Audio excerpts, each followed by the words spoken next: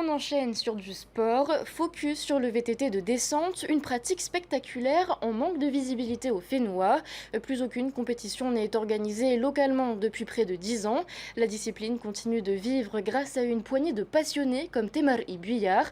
Désiré Taïvao et Orion Tefa l'ont rencontré.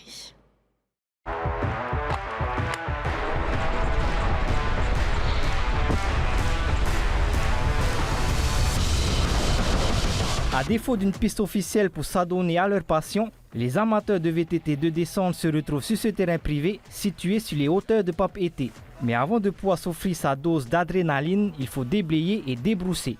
Tous les week-ends, c'est un peu le rituel, quoi. On amène notre matos. Des fois, on aime bien venir camper ici en montagne. Et après, voilà, on shape un peu la piste, on débrousse. Mais sinon, tout ce qu'on a envie de faire, c'est rouler, quoi. Ça fait beaucoup de matos quand même à porter, quoi. Les outils, c'est obligé quand même de les avoir sans surpasse dans la voiture. Il faut tout le temps faire des travaux. Pas tout le temps, mais faut entretenir la piste, quoi, on va dire. Hein. Voilà. On va dire qu'on travaille plus souvent qu'on ne roule. Place ensuite au plaisir de la descente entre les arbres, les virages et les bosses.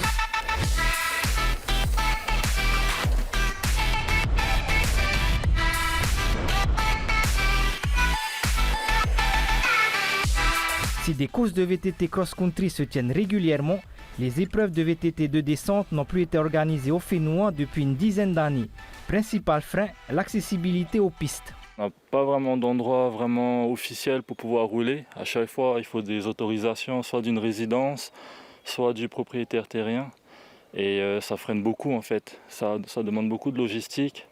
Et du coup, plus personne n'a envie de s'occuper de cette discipline, quoi, le VTT de descente. Parfois, on arrive à avoir des autorisations, mais il faut qu'on reste discret en fait. Il ne faut pas qu'il y ait du monde qui vienne, tout simplement parce que quand il y a du monde, après, pareil, les résidents, ils n'aiment pas trop ça. Et voilà, ils aiment bien être au calme, quoi. En attendant que la situation se débloque localement, c'est en Nouvelle-Zélande que Temari Buyard et ses acolytes prévoient de s'exprimer. Ce sera lors de la Crank Walks de Rotorua, organisée en mars prochain.